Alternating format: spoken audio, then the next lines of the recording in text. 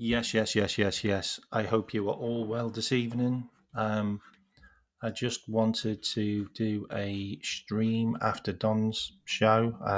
I did promise you that I would do a stream with some of the other players, and this one is going to be about Szoboszlai and Frimpong. I did promise you it, so I thought I'd deliver on my promise. Um, I know it's late, but if you are coming over from Don's show, then I'm sure you're still willing to give me another 30 minutes to 45 minutes, and we can cover some of the things which I wanted to look at, and also I wanted to go over some of the Liverpool news as well. So there's a few of you in here now. So if you can hit the likes and subscribe, that would be fantastic. And let's get into it. So, some of the stuff I wanted to cover was obviously so it was Dominic Szoboszlai and Frimpong. But first of all, we'll do a little bit of news. We'll do a bit of news to start things off. So, a couple of things. I thought this one was really cool. I thought this one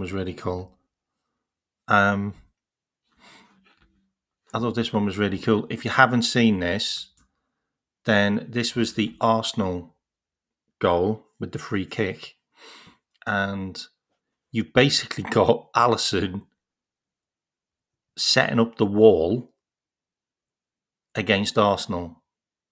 And the thing is, he actually really helped us because he moved Cody into a position where he covered the goalkeeper, which meant that when the ball went over, he was a little bit blindsided by it, and that was Ali. Literally, he was doing this, like pointing, so he could get the wall moved over, which was brilliant stuff by Ali. Ali already having an influence in the game.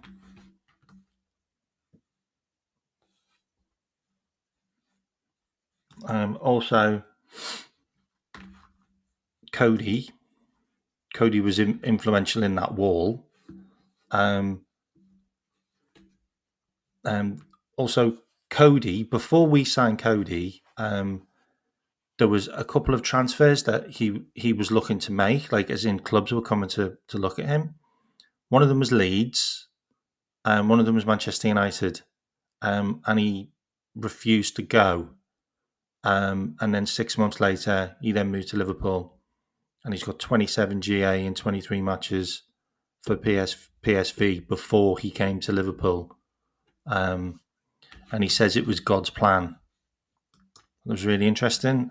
He talked about that when he got his new contract, because Cody's now on a new contract at Liverpool. Also, a little bit of news about Harvey Elliott. We have a buyback obligation is dependent on him making 10 appearances. So as soon as he makes 10 appearances, we then have the option that we can buy him back for 55 million. Another interesting bit of information in case you didn't know. Also wanted to touch on this as well, which is Liverpool's academy will undergo a significant 20 million redevelopment as the club owners seek to recognise its role in the Reds' recent success. Liverpool will submit a planning application this month with the aim of completing the project by 2028, which highlights the changes that will be made. An indoor dome will be built on the current main pitch and connect to the existing building at Kirkby. This will be temporarily to replace home matches for the under-21s and under-19s youth league. The outdoor pitch, currently artificial, will be replaced with a grass pitch and will have a new stand for around 500 spectators, a sizable increase on the current facilities. The club are also seeking to enhance their medical and sports science areas within the academy setup, with FSG viewing the redevelopment and recognition for the academy's role in the club's recent success. Look, if you didn't think we had a state-of-the-art academy anyway, which a lot of clubs say that we have, then this will take us right to the top. Right to the top.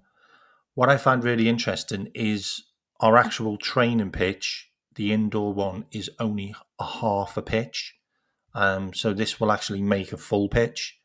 This is going to put us right at the top of the map. Like, we could possibly have one of the best training facilities in the UK. Leicester City have got a really good training facility as well, by the way. There's a lot of clubs that have actually got good training facilities in the UK.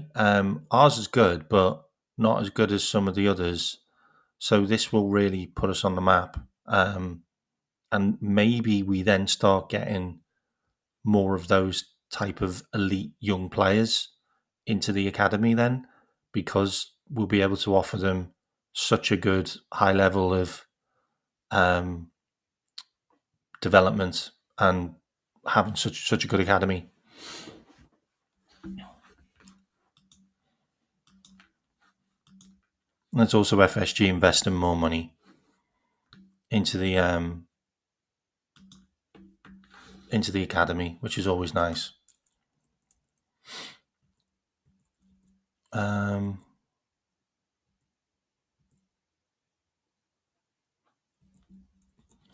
Also, I thought this was an interesting one. This came from Anthony Alanga.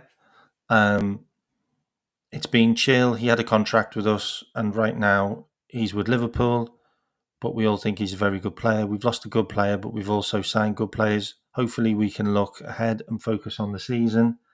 It's his choice. He chose Liverpool. Best of luck. He is a friend of mine and a fantastic footballer. I get the opportunity to play with him in the national team, and that is also good. He's a fantastic player and a good person. Right now, he is a Liverpool player, but I have the opportunity to play with him. And yeah, so basically, Anthony Alanga just saying, yeah, I'm cool. Like, yeah, my mate's gone to Liverpool. It's fine.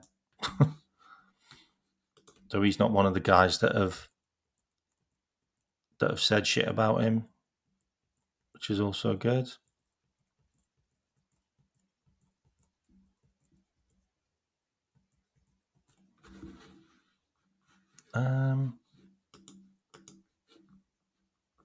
Where are all my screenshots? 2 seconds. So all my screenshots have gone to the wrong place. Okay. So this is the latest one on Ibrahim Konate. So we broke the news a number of weeks ago that Ibrahim Konate had a contract offer on the table from Liverpool. Liverpool were keen to have him make a decision prior to the transfer window closing. Real Madrid have a genuine interest in Konate. Lewis Steele has brought an update on the matter. It's fair to say that Konate's future hangs in the balance at the time of writing. It was November when Richard Hughes first opened talks with Konate's representatives, and 10 months on, we are no closer to a resolution.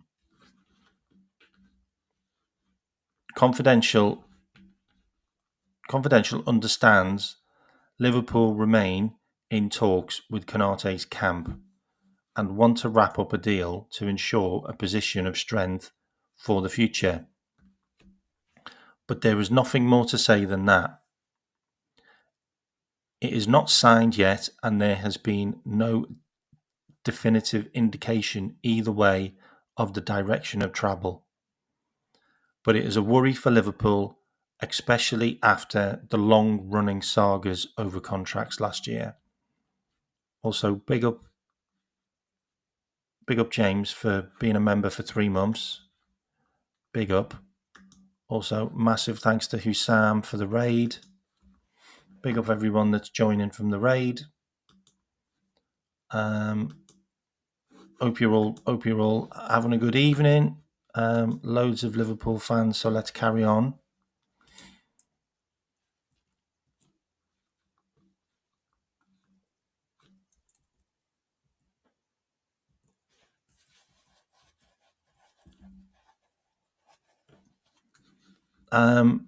So let me just carry on from that. I don't know why all my screenshots are down the other end.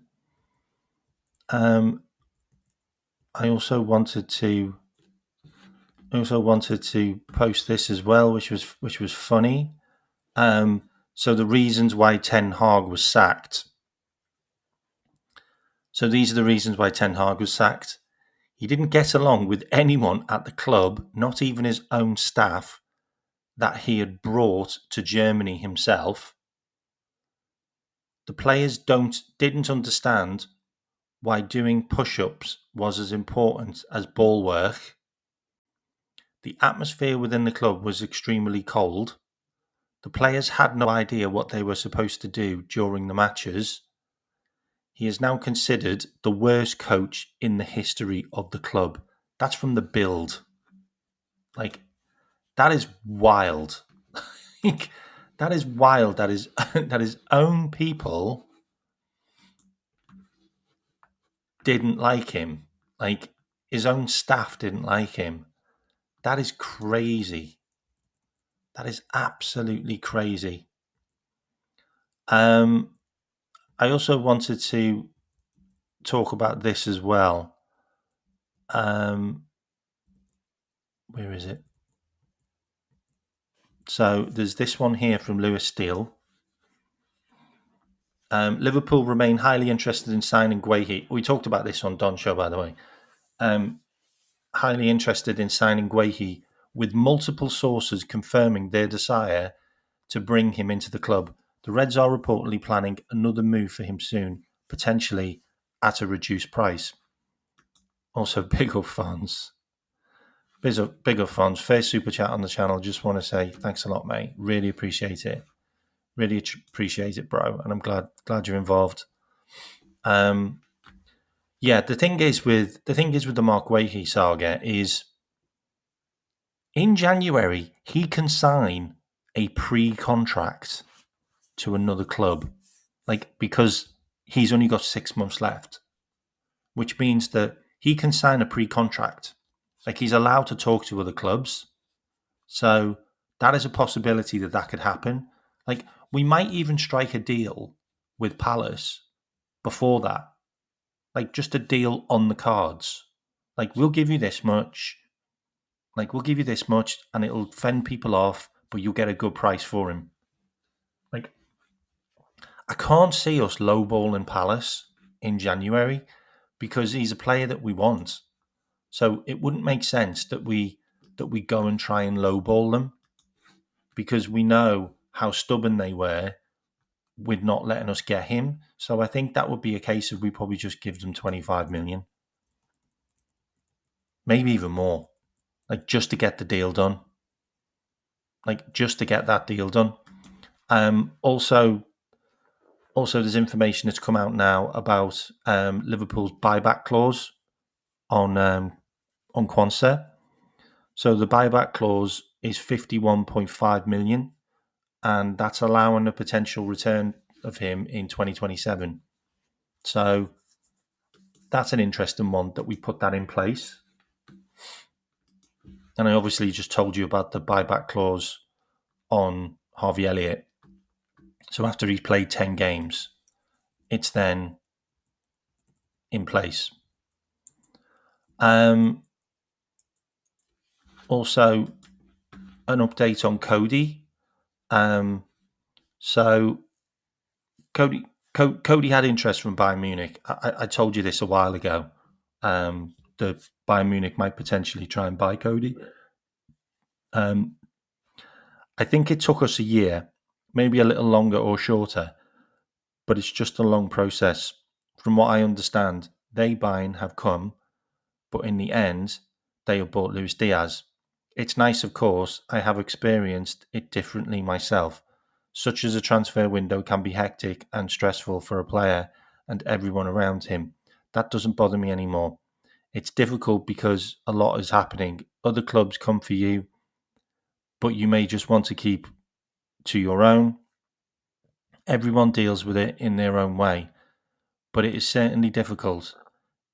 If the future is uncertain, then it will just be a very difficult story. So that's Cody on the interest from um, from buying. It also took quite a while for them to sort out this new contract for him as well. But I'm glad it's all done and it's all finished, which is great because we tied Cody down for another couple of years. He's an important player for me. He's an important player.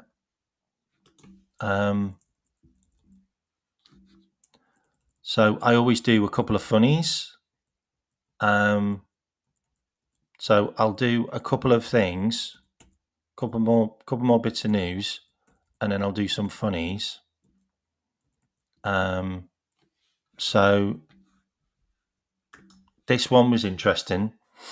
We've left Chiesa out of the Champions League team, and we've replaced him with Rio, in case you didn't know. But Chelsea have also left out Facundo Bonate, who actually said in his interview he's looking forward to playing in the Champions League. And then he gets taken out of the Champions League squad. Esteval's gone in. Tottenham have took out Tell, Basuma, Madison, Kulusevski, Takai, and Dragusin. They've all been taken out. And Arsenal have left out Gabriel Jesus and they put Max Dowman in. So a couple of updates with that. Also, big up Eric. Thanks for the super chat. My third super chat on the channel. But who's counting? Thanks, Eric. Appreciate the super chat. And thanks for being a member as well, mate. Appreciate it. There's like 292 of you in here. If you haven't liked to subscribe, please do. I'm on the road to 2,000 subscribers. I think I'm about 20 subscribers away from 1,800, I think, or 1,900. So it'd be great to get you on board.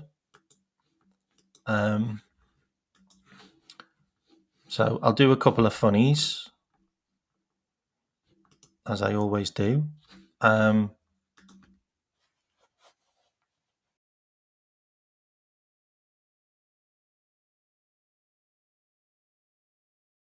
It's Kai Havertz before his injury, Kai Havertz after his injury.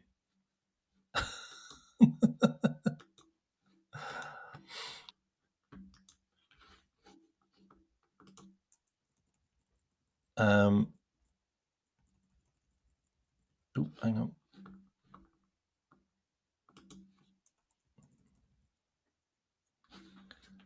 on. Related to Kai Havertz. So Nick Waltermaid was asked who his favourite player was, and he said Kai Havertz. His favourite German player, and he said Kai Havertz. Yep. Not a great start. Couple more funnies. This is genuinely the funniest photo ever.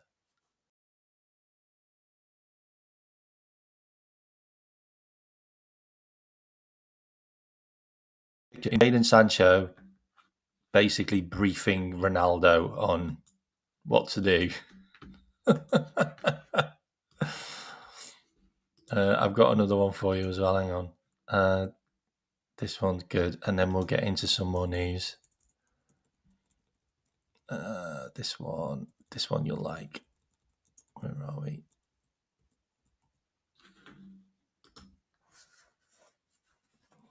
He hates every single one of them. Oh, dearie me. Dearie me. Okay, let's get into it. All right, so more stuff. Hang on, where are we? Okay, so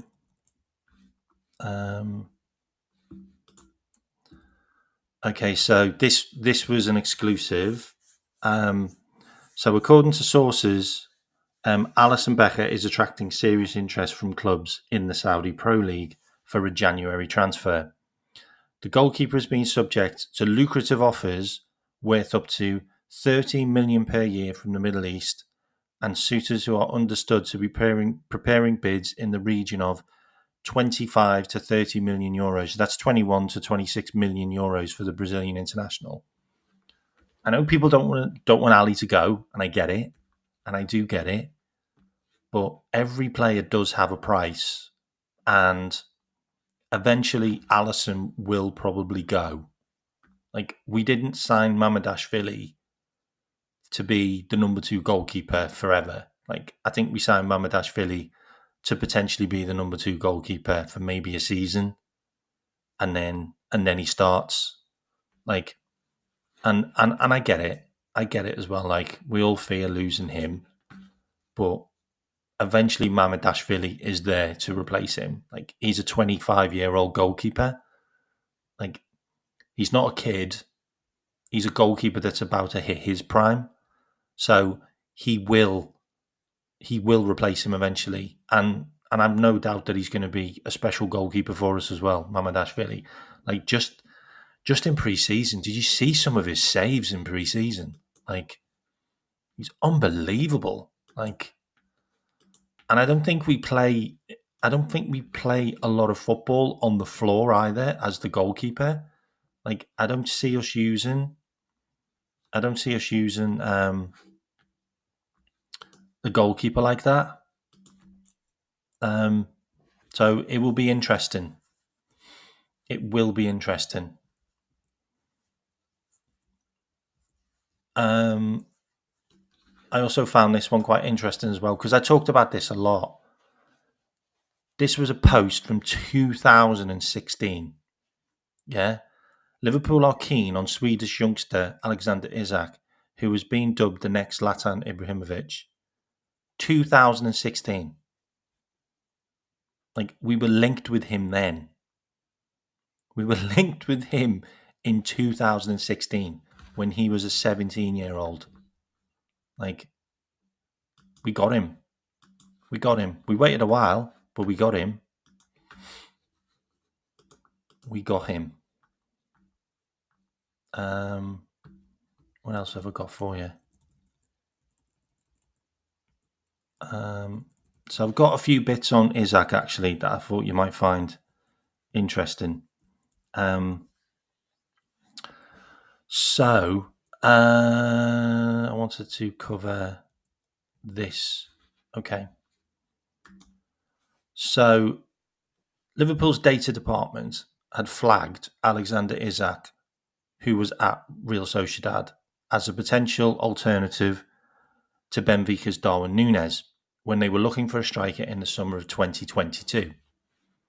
However, they ended up signing Núñez instead in an £85 million deal.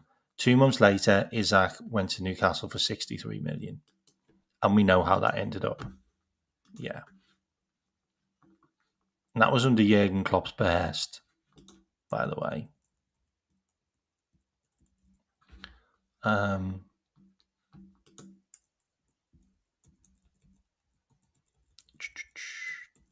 Okay. Right.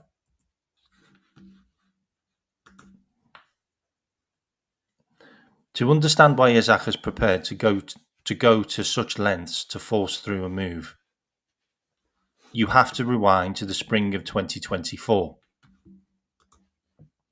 So this is the whole story according to The Athletic. And I'm sorry it's a bit disjointed, but all of my screenshots have moved to the bottom of my computer screen. So I've got to find them all and bring them back up again.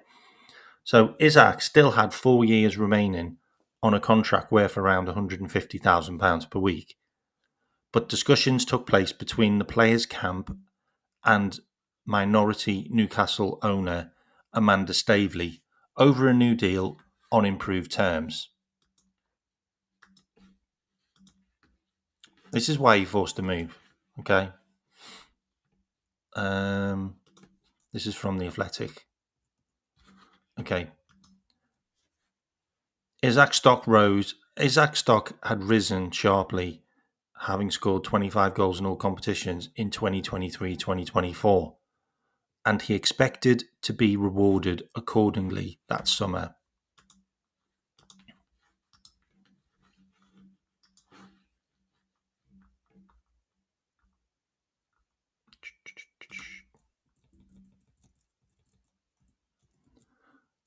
Where is it? Yeah. However, Staveley left Newcastle in July 2024, and New Sporting director Paul Mitchell didn't regard a new contract for Isaac as a priority. The Athletic was told that the key decision makers at the top of the club were aligned with that stance. Okay, so that goes all the way to the top of the club. Newcastle decided to wait until they had strengthened their PSR position before revisiting the issue. But they gave Anthony Gordon a new deal. Remember that. They gave Anthony Gordon a new contract. That's what you have to remember. So Isaac sat there looking at that situation, and they gave him a new deal.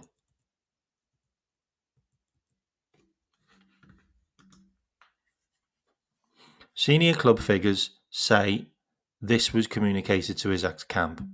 They stressed how important he was to the club's ambitions and explained the talks would be picked up this summer instead.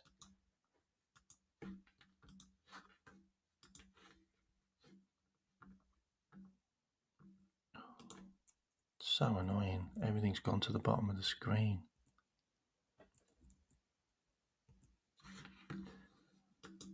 It proved to be a significant turning point.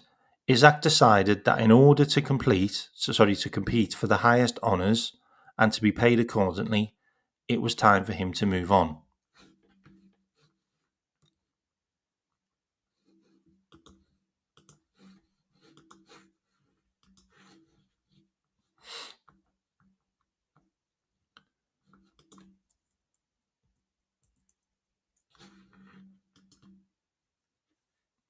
In May, before the end of the season, he informed Newcastle of his desire to leave and reiterated that stance after the campaign had finished.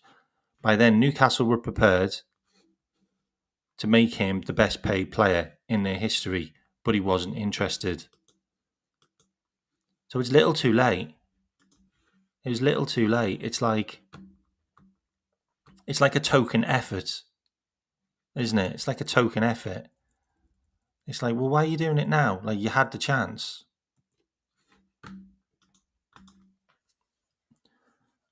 It was around that time Liverpool learned he was looking for a new challenge. There was no doubt that Isaac was keen to join. The question was whether Newcastle would sanction the departure.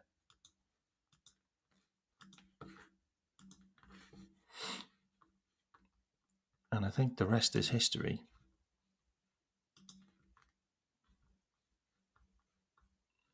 I think the rest is history.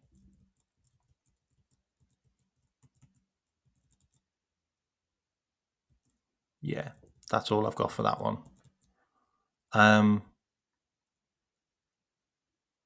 Also, just want to put this one into perspective as well. Yeah.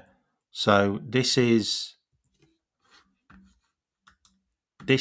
what we done. This is what we done, and this is our total squad depth. Yeah. So let me just remove the chat for a sec, so we can just bring this up. So this is the team full depth. Yeah. So with the Liverpool additions, we've got Isaac, Wirtz, Ekitike, Frimpong, Kirkez, Leone, and Mamadashvili. Yeah. So you've got Allison, Mamadashvili, and Woodman as your goalkeepers, as your three goalkeepers. You've got Kirkez and Robertson as your left backs. You've got Van Dijk and Leone as your left-sided centre backs. You've got Konate and Gomez as your right-sided centre backs. You've got Frimpong and Bradley as your right backs. Then you've got McAllister, Curtis Jones, and Trey Ione as your left-sided pivot midfielders. Then you've got Gravenberch, Endo, and Stefan Bajcetic, who is your right-sided pivot midfielders. Then you've got Cody Gakpo and Rio Ngamoa as your left wing forwards. Then you've got Florian Wirtz and Dominic Szoboszlai as your number 10s, attacking midfielders, false nines, high number 8s, whatever you want to call them. Then you've got Mo Salah and Federico Chiesa as your right wing options. Then you've got Alexander Isak and Hugo Ekitike as your number 9s. Like, that is some of the best squad depth I have ever seen anywhere. Like, for a Premier League team, that is some unbelievable squad depth. It just is. Like it just is. Like, I think that blows Arsenal, Manchester City, Tottenham, Chelsea. I think it blows them all out the water. Like, every single player to back up there, apart from Leone. I'd say Leone is the only one, which is a little bit, I'm not sure. And also Rio Ngamoa, like, potentially Rio Ngamoa and Leone, just because they're kids, yeah, just because they're really young, is potentially, like, you don't know whether that's going to be a hit. But if we'd have signed Guehi, then you're putting Guehi behind Virgil van Dijk, and I'm like, yeah, sorted. And then maybe if you got, I don't know, like, Rio Ngamoa could be unbelievable. Like, he's already scored a winner against Newcastle, so, you know, Leone's locked up quite a lot of big players in Italy already. You know, he's already locked up the likes of Lukaku and Vlahovic and a couple of others. Ademola Lookman was one of them, I think he locked up. So, look, he's potentially a really, really good player there as well. We don't know yet. But that depth is insane.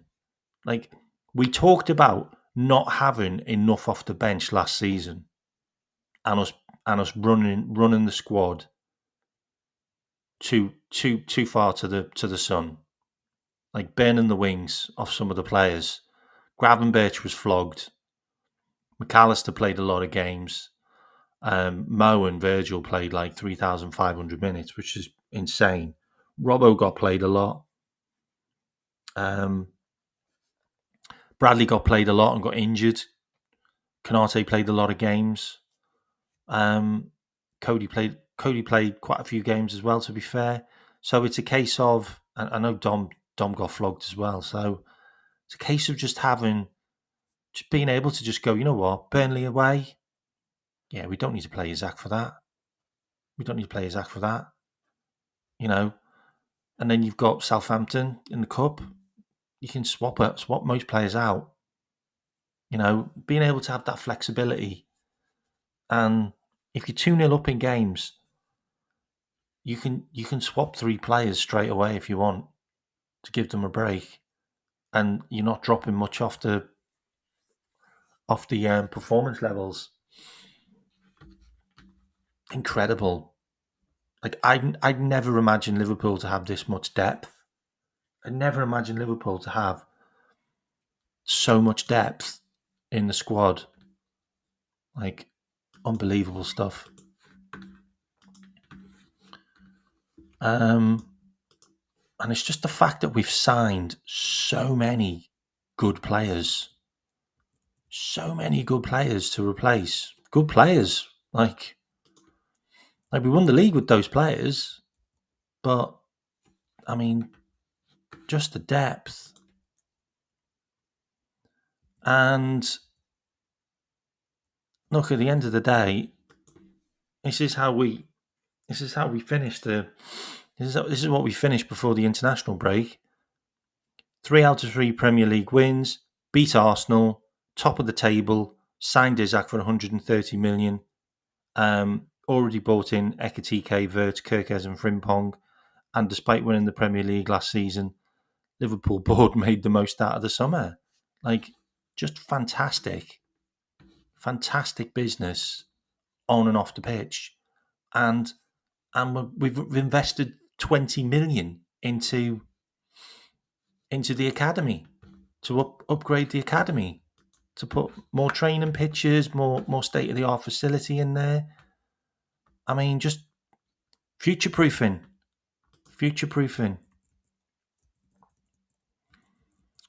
What else have I got for you? These are the outgoings. These are all the loans.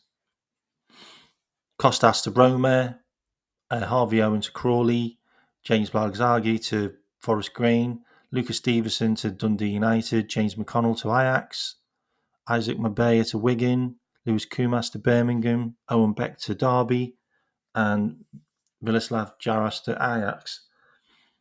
I wouldn't be surprised if we sold Jaros next season for like 10 million, Owen Beck 10 million, Kumas maybe 15, James McConnell I think we'll keep, Stevenson we'll probably get like 5 million for, Costas will get like 8 or 9 million, Harvey Owen I'm not sure, maybe 2 or 3 million, Blixagi maybe 2 or 3 million. Like, these players will get loans and then we'll sell them on.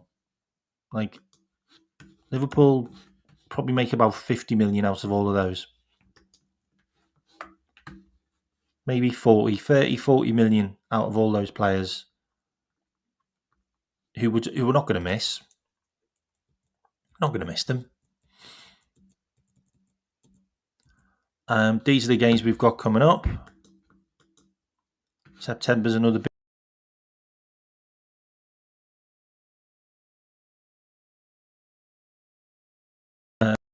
We've got Everton at home. We've got Southampton at home.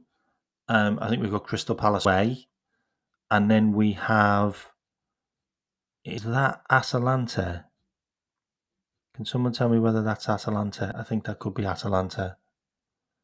I think that could be Atalanta. And that will be... that'll be a home. No, away. Atalanta away.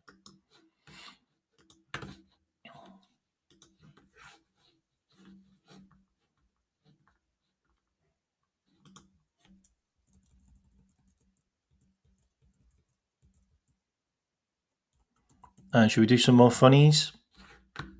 Couple more funnies. That's a Newcastle shirt. That's a Newcastle shirt. Fair play to him.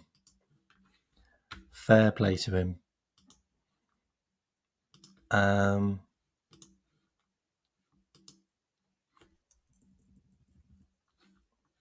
else have we got?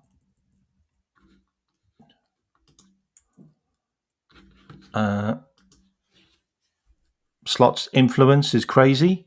Sabrina Carpenter stuns with a ball cap for an interview in a magazine.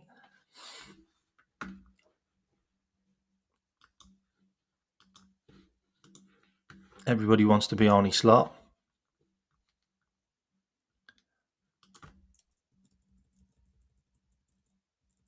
Have we got any more funnies? I think I've got one more. Someone done the dirty on speed. Someone did a dirty on speed, didn't they?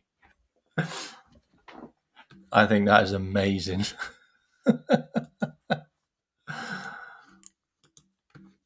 Someone did the dirty on speed. What else have we got? I also like this one as well. I will help them fight for second place in the Premier League. Victor Gyökeres on joining Arsenal. Yeah, the less we talk about that Inter Miami game, the better. I think. Like, you've literally got grown ass men picking on children. Like, that was wild. Like, that was wild. And then you've got new Liverpool shirt. Yep, that's my new Liverpool shirt. Sorted. Anyone else doing the same? Anyone else doing the same with their Liverpool shirt?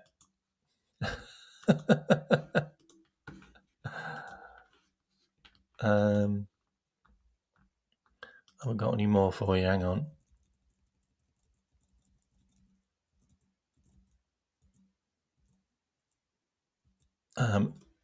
This is amazing. Can anyone spot the mistake? Can anyone spot the mistake?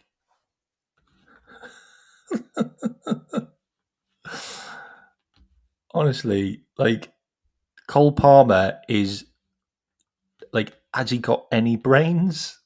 Like, good luck in South Africa, mate. Yeah. João Felix isn't going to play in South Africa.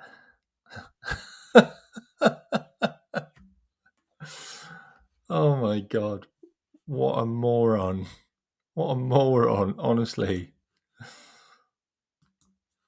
What a moron. Okay, so basically I called this show the Szoboszlai and the Frimpong show. So there's a couple of things that I wanted to cover. Actually, there's one more thing I wanted to cover. It was this.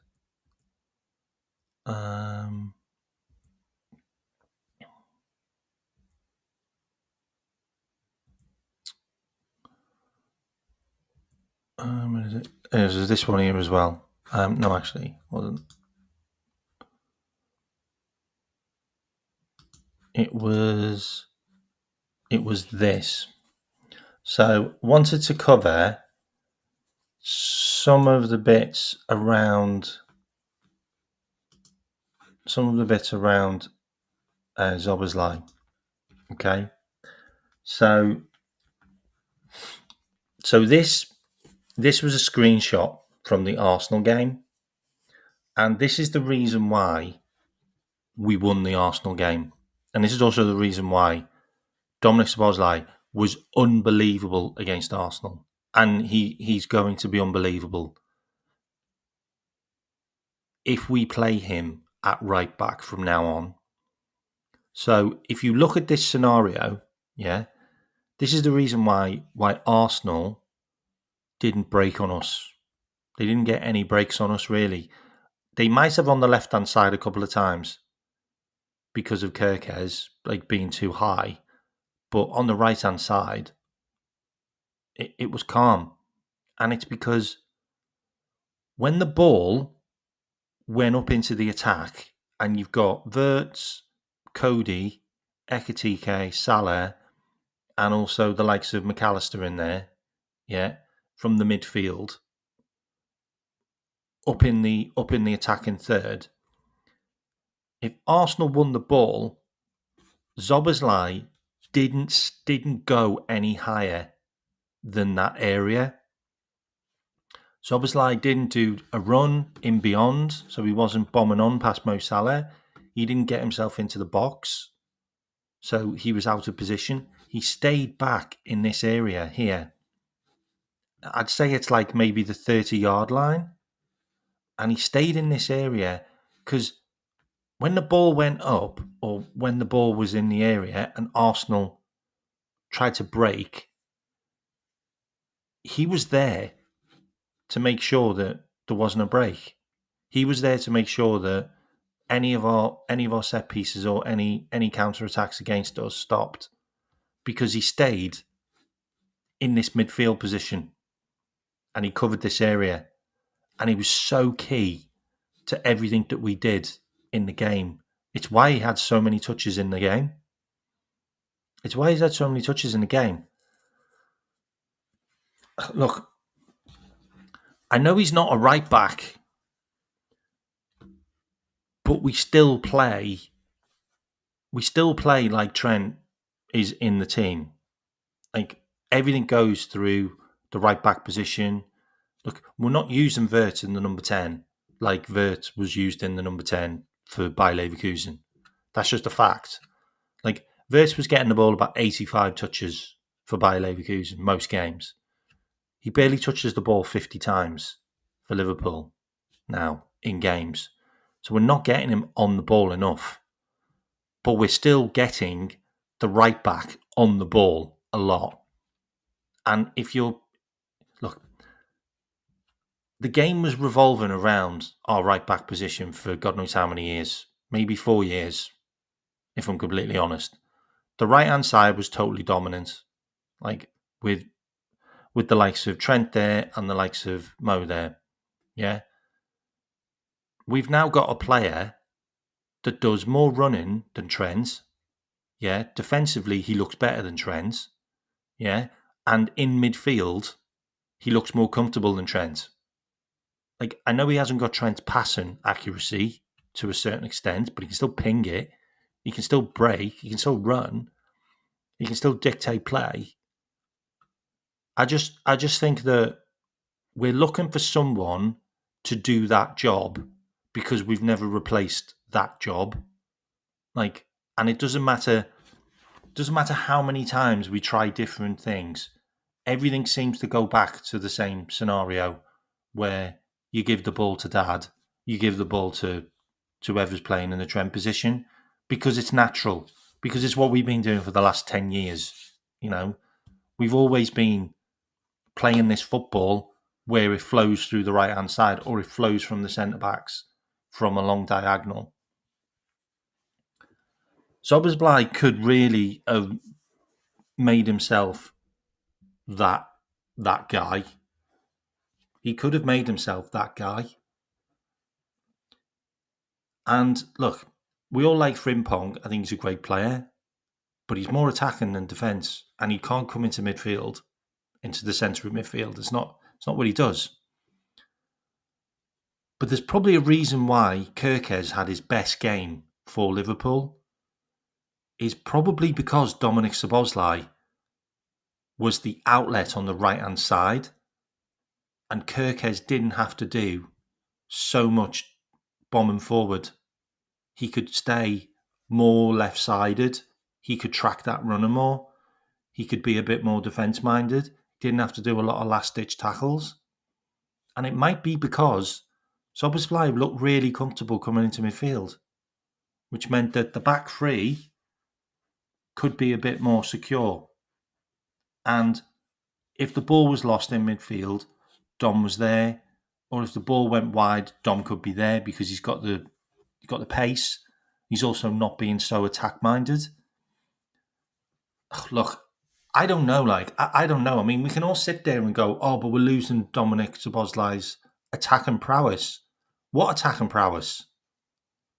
What attacking prowess? Because everybody was complaining that he didn't do enough attacking and he wasn't a number 10 and he didn't score enough goals and didn't provide enough assists last season.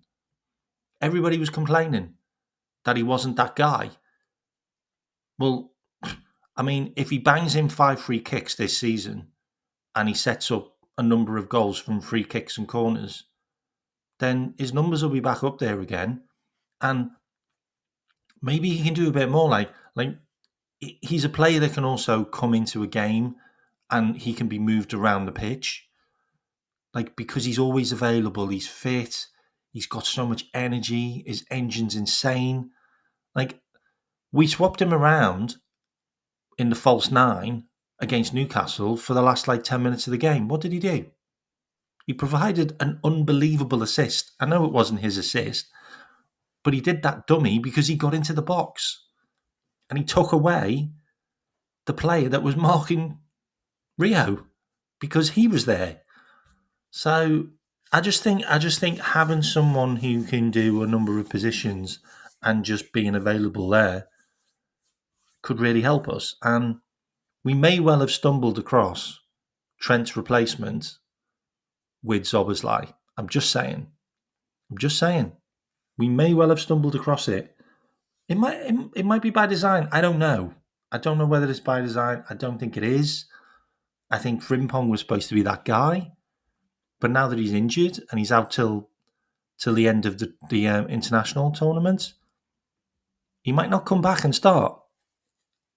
Against Burnley, it might be Szoboszlai as your right back. I'm just saying. Okay, so let's have a look at some of the numbers. Okay, so let's have a look at foot mob. Szoboszlai. Let's have a look at foot mob Szoboszlai. Okay, so let me just share my screen. Oop, let me get rid of that. Let me get rid of that. Okay. Okay, so obviously we've got a number of positions that Szoboszlai can play in. Like, he's so versatile, it's ridiculous. Yeah. So we've got main position, attacking midfield. He can play left wing, he can play right wing, he can play centre midfield, he can play defensive midfielder, he can also play right back. Yeah, we know that. So if we want to look at his attributes, yeah, we can obviously see that he scores goals. Yeah. He scored 16 goals for Liverpool in 98 games already.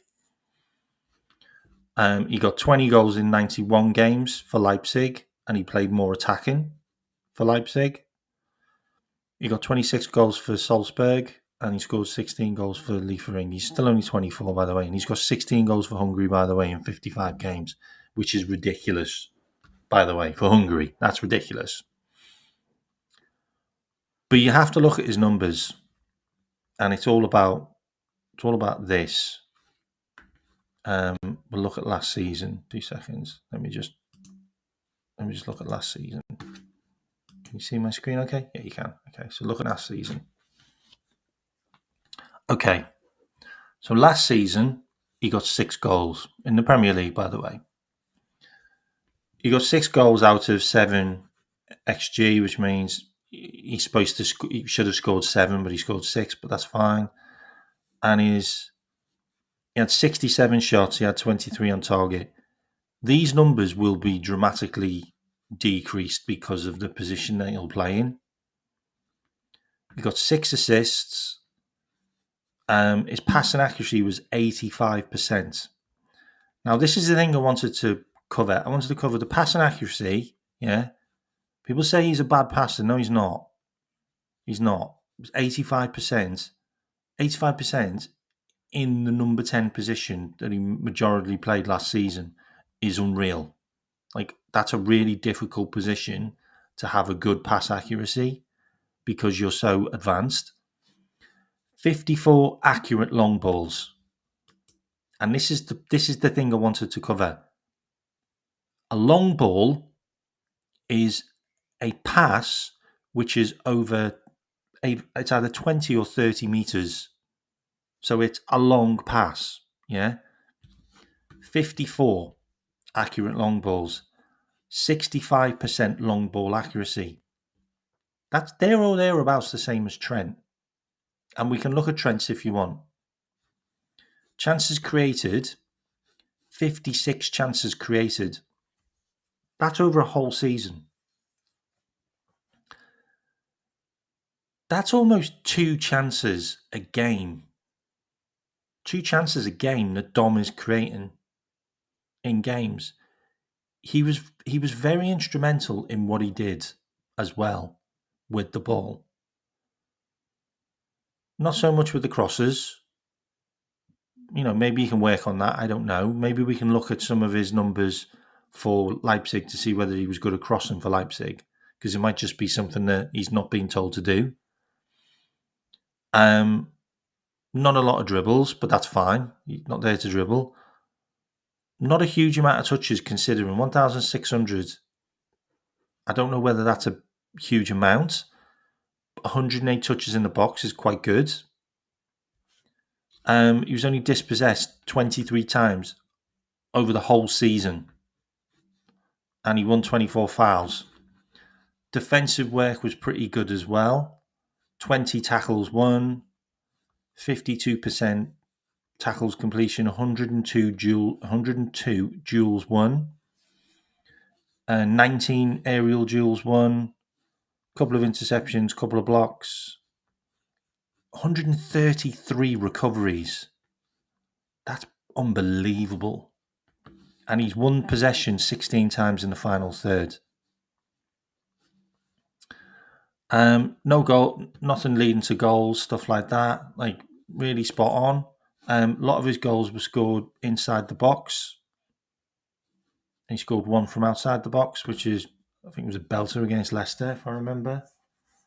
37 shots from inside the box, 30 shots from outside the box.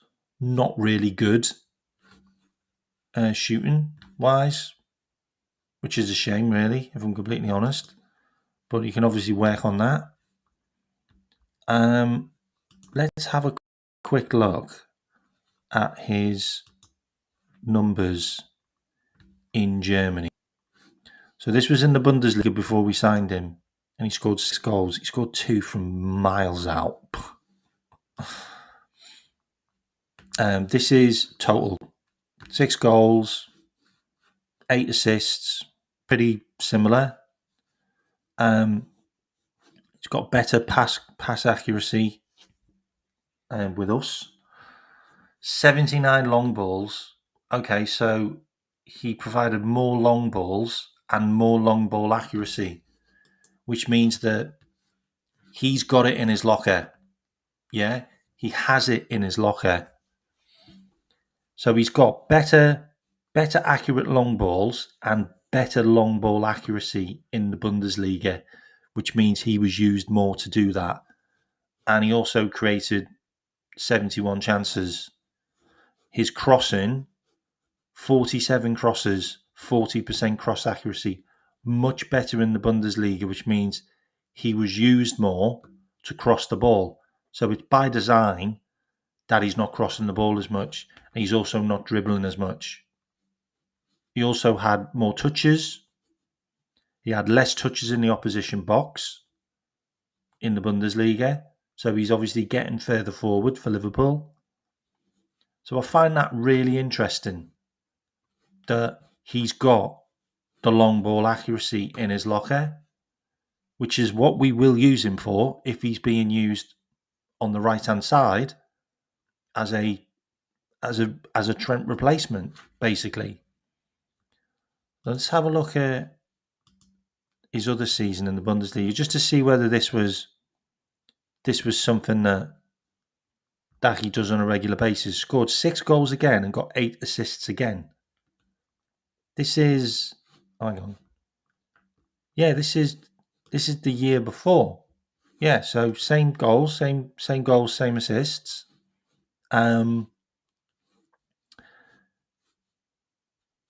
31 long balls, 62%. So more long balls in his previous season. Not as many chances created.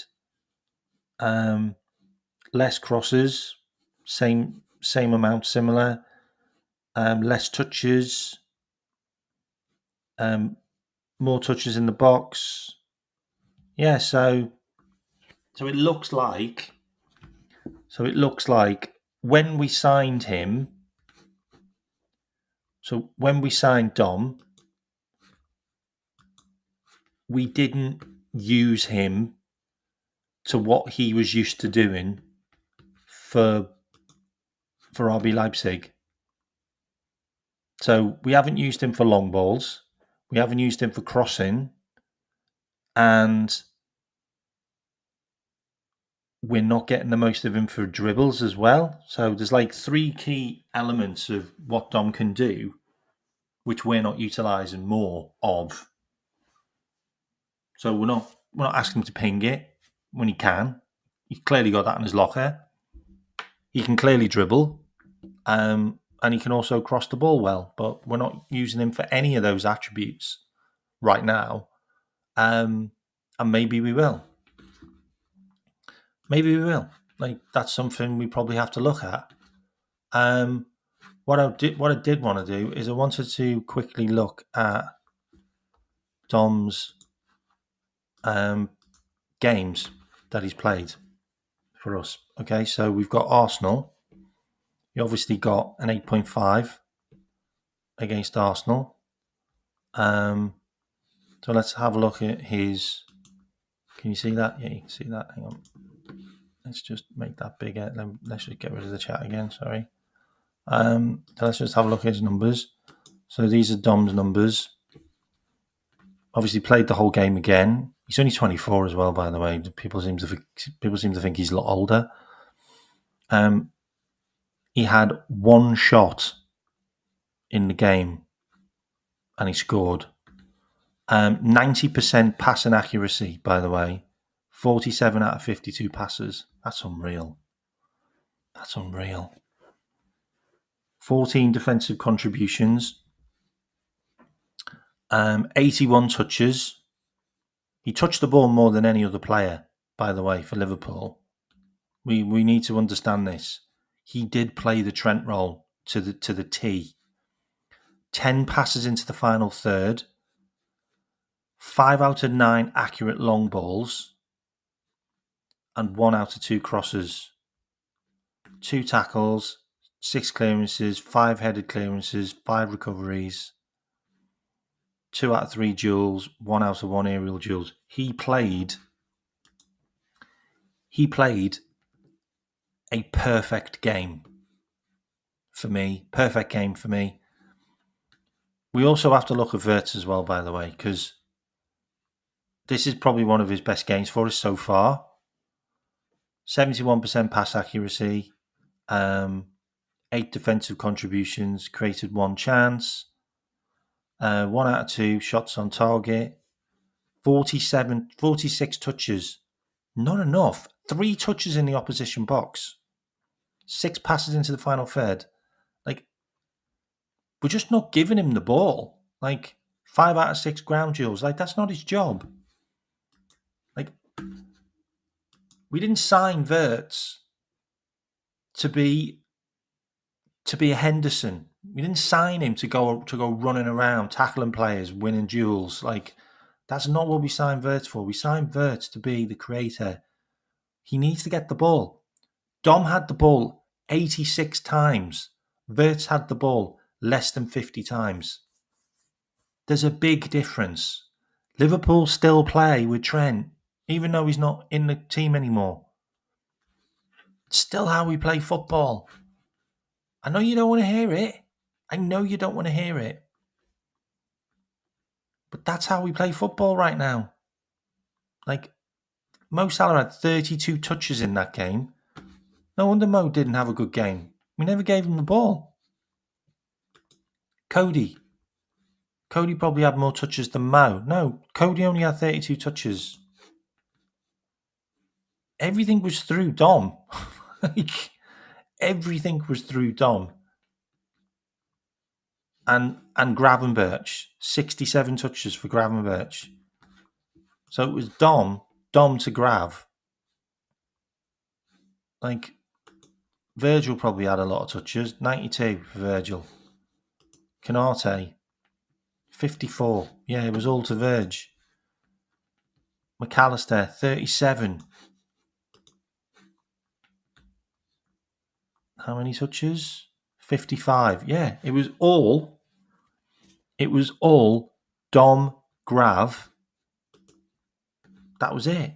Whole game revolves around those two. They had all the touches. 18 touches by Hugo Ekitike.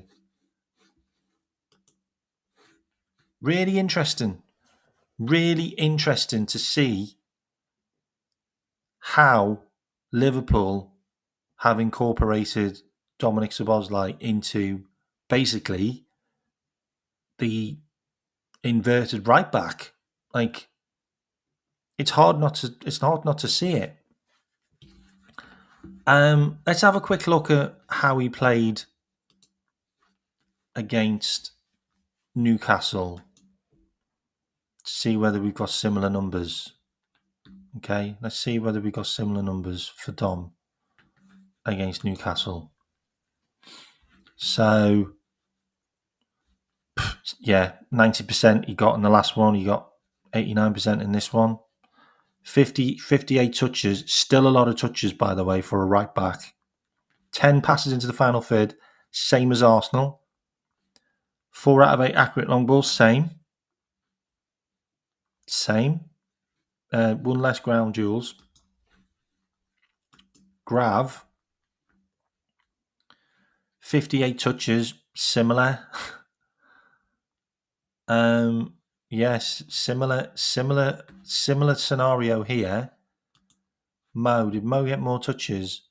Mo got the same amount of touches. Like it's basically, you're basically looking 41 touches. You're looking at exactly the same numbers by these guys. Virgil, 78, same. Cody, how many touches? 40 touches, same. Like Curtis Jones probably had the ball more than anyone else, 66. Yeah, I could see that. Curtis had the ball a lot. 28 touches. Wow. I honestly didn't think that Newcastle and Arsenal were the same, like very similar. The guy who had the ball more than anyone else was Dominic Szoboszlai. The guy that passed the ball into the attack more was Dominic Szoboszlai against Newcastle and against Arsenal.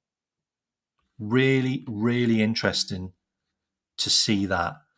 Now, what I want to show you now is I want to show you Frimpong in his game to see whether him and Dominic Szoboszlai are doing the same job. Okay? So I want to see if Dominic Szoboszlai is doing the same job as Frimpong. Yeah, in the right back position. Okay? Bear with me. So Frimpong against Bournemouth at home, yeah? 28 touches, no. Not doing the same job. How many balls into the attacking third? No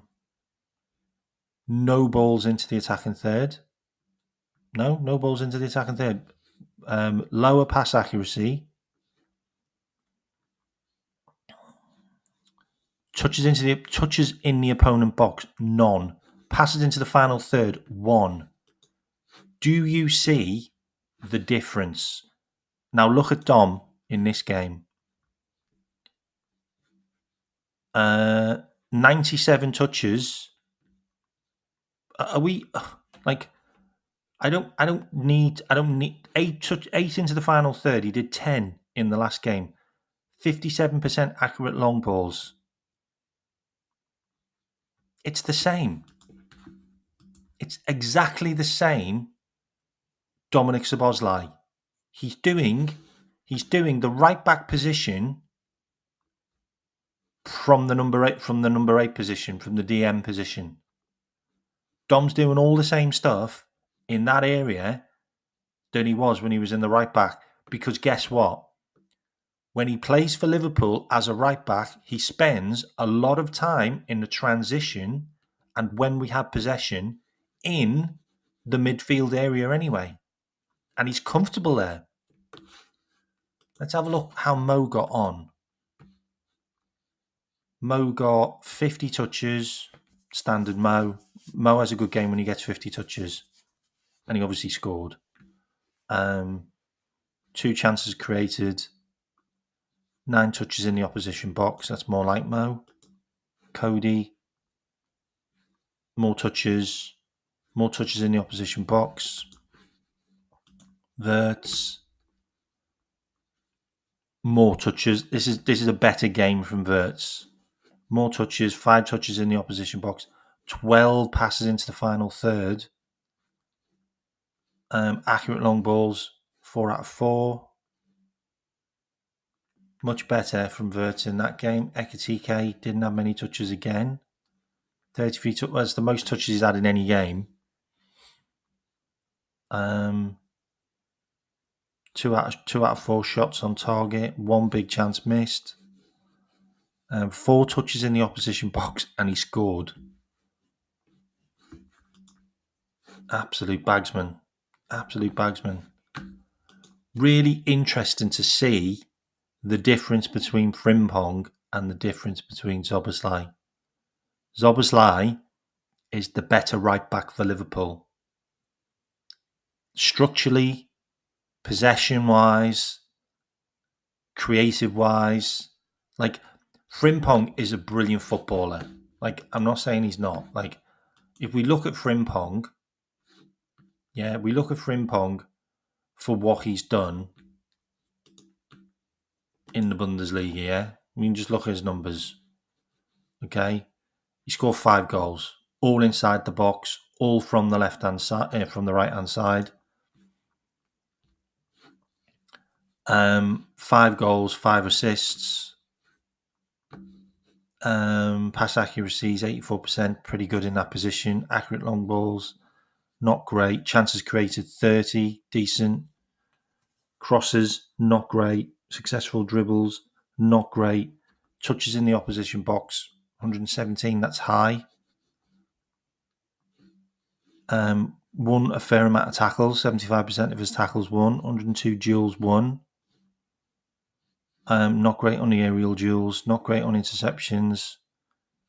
All right on recoveries. Possession won in the final third, really good numbers, 21. I can see why we bought him,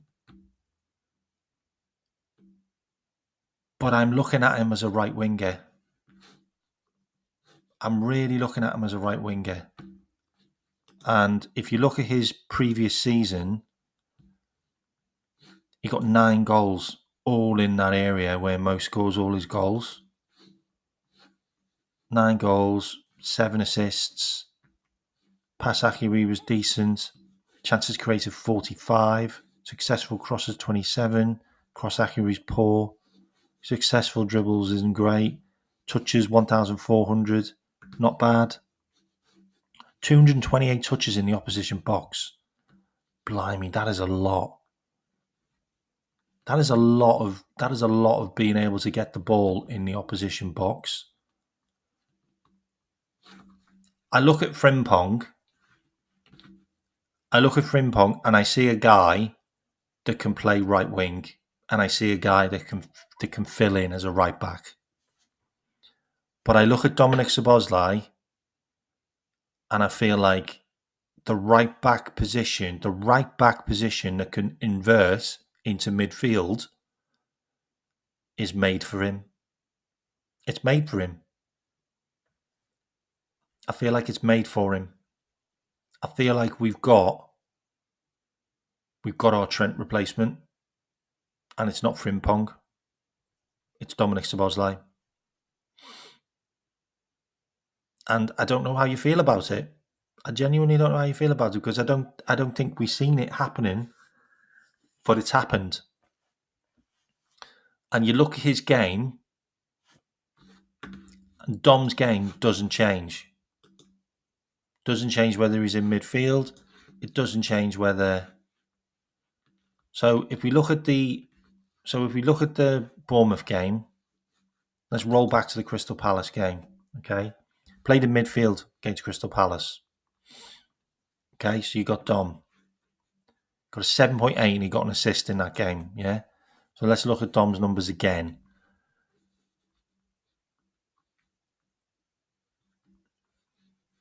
Three chances created, incredible passing accuracy again, nearly 90%. 2 shots on target, both of them. 75 touches, again, really high touches. 1 touch in the opposition box, 6 passes into the final third. Again, you're just looking at Dom doing a brilliant job. And he played on the opposite side in that game. And then you got Frimpong's numbers. 57 touches in that game. 3 passes into the final third.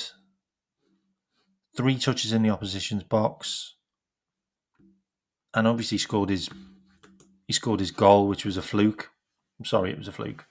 Salah had a poor game. Salah had 26 touches in that game. He was poor, mainly because Frimpong played there. Curtis Jones got subbed. He had 58 touches. Dominic Szoboszlai then switched over and played a lot on this side as well. Wirtz had a brilliant game. 74 touches. That's more like him. 4 touches in the opposition's box. 11 passes into the final third.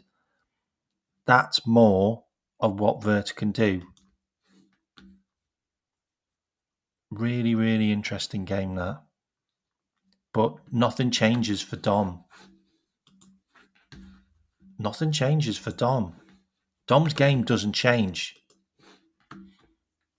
Dom's game doesn't change where he plays.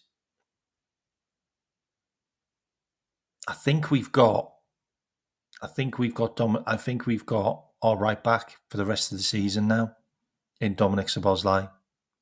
I really do. And if you've got Dom as your right back, you've got Frimpong as your backup, and you've got Bradley, who, whether Bradley's fit or not, is irrelevant right now. Like you have a right back and you have a backup right back who can also be the backup right winger in Frimpong. I'm cool. I'm absolutely cool with it. Look, if you look at the heat map in the games, Dom plays a lot of his game where Gravenberch plays, like just slightly to the right of him. So he's already in that position anyway. When we're in possession, when Dom's touching the ball 70 to 80 times per game, he's not touching it 70 to 80 times in the right back position. Like, he's looking forward. He never looks back. He never looks sideways. That's not Dom's game. Dom's looking forward. He's looking for runners. He's looking for passes. He's looking to keep the game ticking over. And he's got an average of 7 to 10 final third passes, which means the ball's going forward in games. Konate was solid today, you're right. Bradley could be third choice. He could even be second choice, because Arne Slot might be thinking of Frimpong as Mo Salah's backup. He's talked about it now. He's talked about it on a number of occasions. I just think there's a lot to think about now with the way the whole team works in possession. The problem we have with Liverpool is, in possession, we need to do more with it. Yeah. First of all, we need to keep the ball more. Second of all, we need to pass the ball well. We only had one stint in the Newcastle game where we passed the ball well and we scored the winner in the 101st minute. Like, we were good against Arsenal in the second half. We were poor in the first half because we had to defend. Next games, we've got Burnley, can have the ball loads. Atletico Madrid, who are just going to be animals, but they're going to attack because that's in their DNA. And then you've got Everton, who surprisingly are looking quite technical and they've got quite a lot of flair, with the likes of your Tyler Dibblings and your Grealish. So they've got a bit of flair in their team now. Then you've got Southampton. You don't know what to expect with Southampton. You also don't know what team we're going to play against them. So Liverpool got a lot to think about, but we've got a lot of players that can play in multiple positions now. And once we get Alexander Isak up to speed, wow. Like, one chance, one goal, bang. Like, and that's the start of your game. Isak's got a knack of scoring the first goal in games. Just look at his Newcastle career. scored a lot of goals first. It's important.